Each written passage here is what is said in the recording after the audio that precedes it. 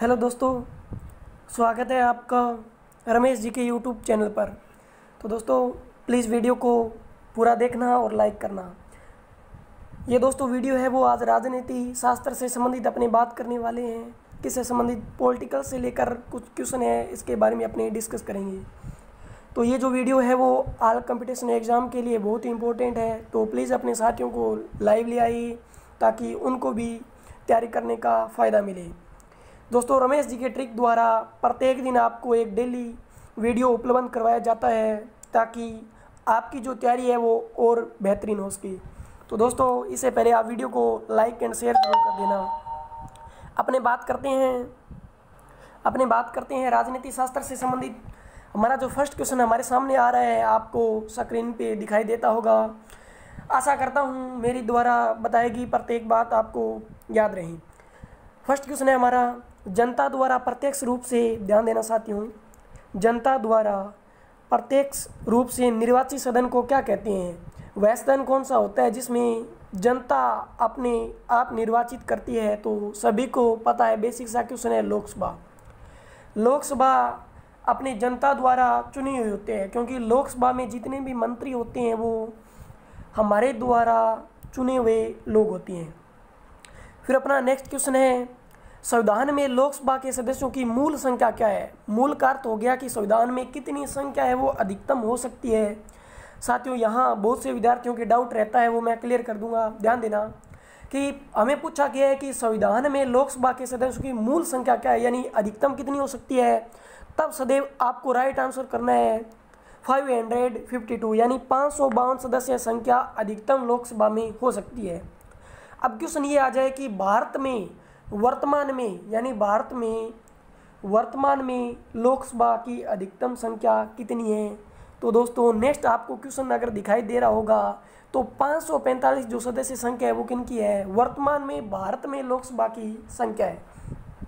तो अगर आपसे पूछे अधिकतम तो 552, और अगर आपसे पूछे वर्तमान में भारत की, तब राइट आंसर होगा 545। फिर नेक्स्ट क्वेश्चन की बात करते हैं।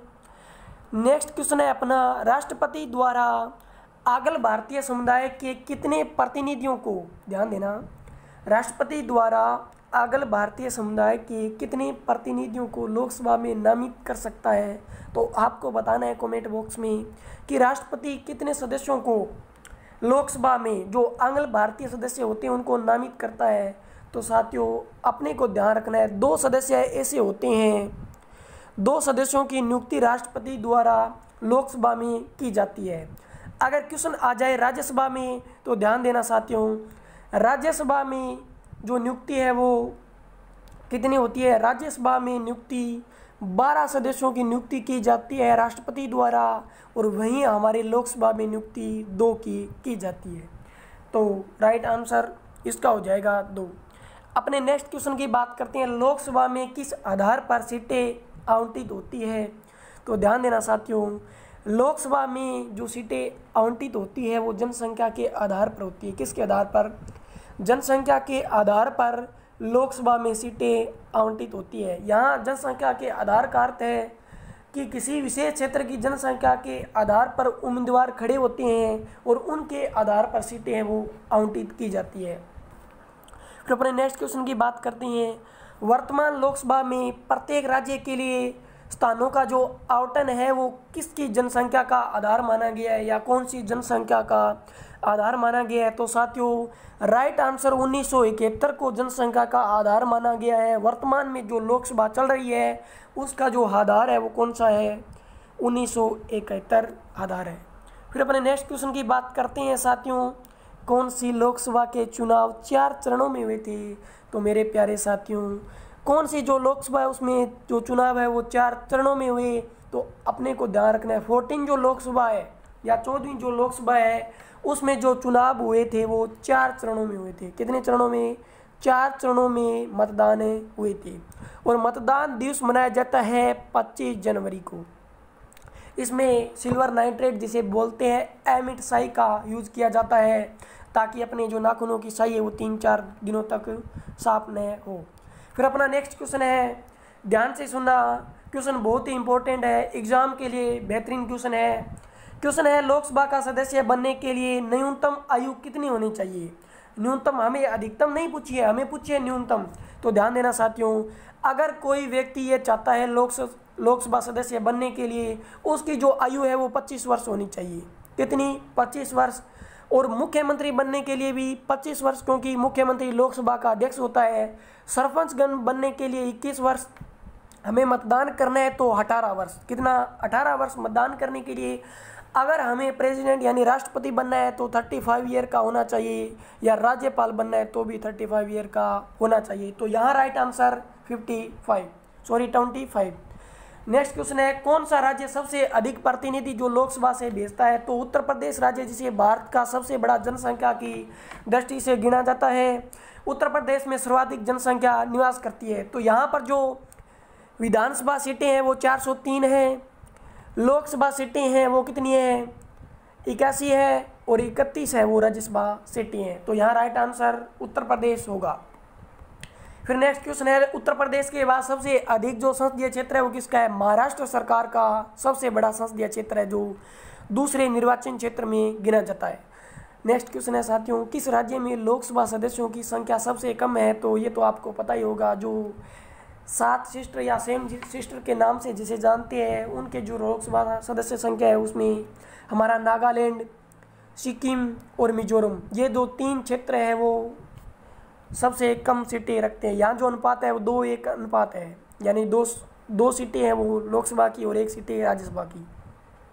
अपने नेक्स्ट क्वेश्चन की बात करते हैं, लोकसभा का नेता कौन होता है?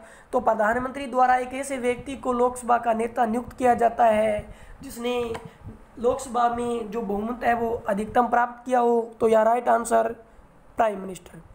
अपना नेक्स्ट क्वेश्चन है लोकसभा का नेता कौन होता है? तो लोकसभा का नेता लोकसभा अध्यक्ष होता है, जिसकी नियुक्ति प्रधानमंत्री द्वारा की जाती है। दोस्तों क्वेश्चन थोड़ा जल्दी बोलूँगा ताकि वीडियो थोड़ा लंबा न हो, आपको पढ़ने में कठिनाई न हो। भूतपूर्व संसद सदस्यों को पेंशन व्यवस्था कब से दी जाने लगी? तो ये 1976 को पेंशन व्यवस्था वर्तमान में जो सांसद है उसको दी जा रही है। लोकसभा में कम से कम कितने सत्र होना जरूरी है? तो ध्यान देना साथियों, 1 वर्ष में 2 सत्र होना जरूरी है। सत्र क्या होता है? जहाँ पर किसी विशेष बातें किसी राज्य को लेकर, किसी गांव को लेकर या किसी देश को लेकर बनाई जाती है, उसे सत्र कहते हैं।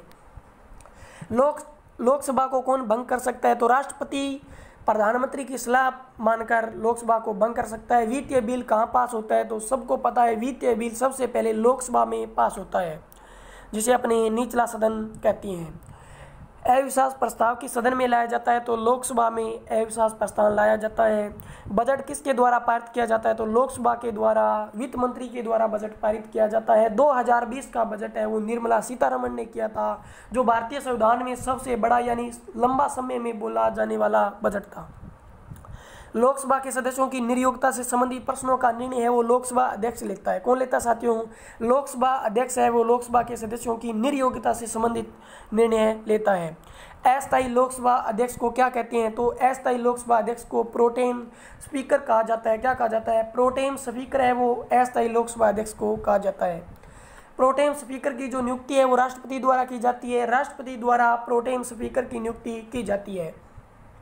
अपना नेक्स्ट क्वेश्चन है कितने दिनों तक अनुपस्थित जो रहता है, यानी लोकसभा में एक ऐसा मंत्री कितने दिनों तक अनुपस्थित रह सकता है? तो उसकी जो सदस्य है वो समाप्त हो जाती है। तो ध्यान रखना साथियों, अगर कोई व्यक्ति 2 माह तक लोकसभा में उपस्थित न होता है तो उसकी सदस्यता है वो समाप्त हो जाती है। किस विधेयक को केवल लोकसभा में पारित किया जा सकता है? तो वित्त विधेयक को लोकसभा में ही पारित किया जा सकता है। वित्त विधेयक को लोकसभा में पारित किया जा सकता है। मंत्री परिषद किसके प्रति उत्तरदायी होती है? तो सभी को पता है, मंत्री परिषद का जो नेता है वो प्राइम मिनिस्टर होता है। ये लोकसभा के प्रति साथियों उत्तरदायी होती है। अपने नेक्स्ट क्वेश्चन की बात करते हैं।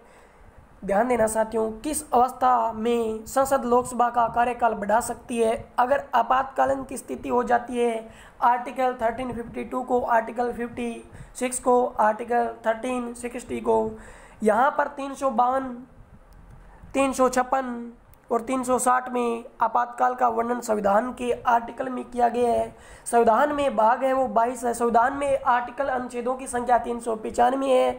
संविधान में मूल कर्तव्य 6 है जो 7 थे। 44वें संविधान संशोधन 1978 के द्वारा 7वां हटा दिया गया। तो यहाँ पर जो आपातकालीन की जो स्थिति है वो 1 वर्ष के लिए बढ़ा दी जाती है लोकसभा द्वारा। नेक्स्ट वही क्वेश्चन है, संसद एक बार में लोकसभा के कार्यकाल में कितने समय के लिए वृद्धि कर सकती है? अगर किसी कारणवश हो जाता है, चाहे वित्त या आपातकाल हो, चाहे संवैधानिक तंत्र विफलता हो, तो वहाँ 1 वर्ष के लिए जो आपातकाल है वो बढ़ा दिया जाता है। किस वर्ष लोकसभा का कार्यकाल 1 वर्ष के लिए 2 बार बढ़ाया गया था? तो 1976 को जब भारतीय संविधान का मिनी जिसे संविधान कहते हैं 42वां संविधान संशोधन लागू हुआ था तब बढ़ाया गया था। अपने नेक्स्ट बात करते हैं, राजनीतिक शब्दावली में यानी पॉलिटिकल जो शब्दावली है उसमें हमें पूछा गया है शून्यकाल किससे संबंधित है? तो साथियों शून्यकाल है वो प्रश्नोत्तर जहां पर संविधान में बैठकर शून्यकाल उस काल को कहा जाता है जहां पर संविधान की विशेष चर्चा क्वेश्चनों के साथ की जाती हो। अपना नेक्स्ट क्वेश्चन है, यदि कोई व्यक्ति राज्यसभा का सदस्य है तो क्या वह लोकसभा में अपना वक्तव्य दे सकता है? जी हाँ मेरे प्यारे साथियों, अगर कोई व्यक्ति राज्यसभा का सदस्य है तो वो लोकसभा में अपना वक्तव्य है वो दे सकता है। अगर आपको याद है तो मैंने प्रधानमंत्री की वीडियो में करवाया था, हमारी प्रिय प्रधानमंत्री जिसे देश की पहली महिला प्रधानमंत्री कहते हैं इंदिरा गांधी ने जो है वो राज्यसभा सदस्य होते हुए प्रधानमंत्री पद लिया था, परंतु 6 माह के बाद उसे पद त्यागना पड़ा। और वैसे ही डॉक्टर मनमोहन सिंह ये भी राज्यसभा के सदस्य होते हुए प्रधानमंत्री बने थे। तो यार राइट आंसर हाँ होगा। अपना नेक्स्ट क्वेश्चन है, लोकसभा का अध्यक्ष का चुनाव कौन करता है? तो लोकसभा सदस्य होते हैं वो लोकसभा अध्यक्ष का चुनाव करते हैं। लोकसभा का अस्थायी अध्यक्ष होता है, उसकी नियुक्ति राष्ट्रपति द्वारा की जाती है जिसे अपने प्रोटेम स्पीकर कहते हैं। लोकसभा का अध्यक्ष अपना त्यागपत्र लोकसभा उपाध्यक्ष को देता है साथियों, और लोकसभा जो उपाध्यक्ष होता है वो अपना त्यागपत्र अध्यक्ष को देता है। निर्णायक मत देने का जो अधिकार है वो लोकसभा अध्यक्ष को है, वो पक्ष एवं विपक्ष होने पर अपना निर्णायक अधिकार देता है। लोकसभा का सचिवालय किसके नियंत्रण में होता है? लोकसभा अध्यक्ष के नियंत्रण में ये सचिवालय होता है। भारत के जो फर्स्ट है वो लोकसभा अध्यक्ष कौन थे? जीवी मावलकर थे, वो भारत के प्रथम लोकसभा अध्यक्ष माने जाते हैं। भारतीय संसद के दोनों सदनों के संयुक्त अधिवेशन की अध्यक्षता कौन करता है? तो साथियों लोकसभा जो अध्यक्ष होता है वो दोनों सदनों की अध्यक्षता करता है। नेक्स्ट क्वेश्चन है, लोकसभा में किसी विधेयक को धन विधेयक के रूप में कौन प्रमाणित करता है? तो लोकसभा जो अध्यक्ष है वो करता है।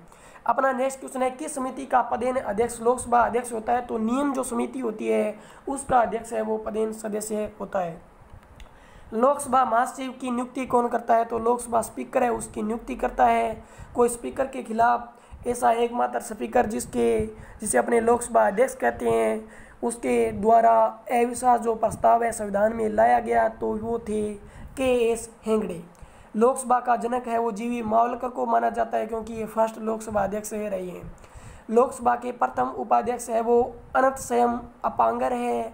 किसी लोकसभा का जो अध्यक्ष है उसका कार्यकाल सर्वाधिक लंबा रहा, बलराम जाखड़ जी है उनका कार्यकाल सर्वाधिक लंबा रहा। लोकसभा के अध्यक्ष या उपाध्यक्ष की अनुपस्थिति में लोकसभा की अध्यक्षता कौन करता है? तो मेरे प्यारे साथियों लोकसभा का जो वरिष्ठतम सदस्य होता है वो उसका कार्यभार ग्रहण करता है। राष्ट्रमंडल के अध्यक्षों के सम्मेलन का पदेन महासचिव कौन होता है? तो लोकसभा जो महासचिव है वो होता है। अपना नेक्स्ट क्वेश्चन है, भारत के लोकसभा अध्यक्ष किस देश के हाउस ऑफ कॉमन्स की तरह होते हैं? तो इंग्लैंड के द्वारा ये विशेषता ग्रहण हमने की है।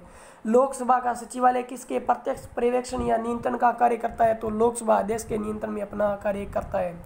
भारत की प्रथम महिला, वेरी इंपॉर्टेंट एग्जाम के लिए क्वेश्चन है, भारत की प्रथम महिला लोकसभा अध्यक्ष कौन थी? तो जो मीरा कुमार थी वो क्या थी? भारत की प्रथम वुमेन स्पीकर मानी जाती है। दोस्तों वीडियो कैसे लगा प्लीज़ लाइक एंड कमेंट जरूर करना।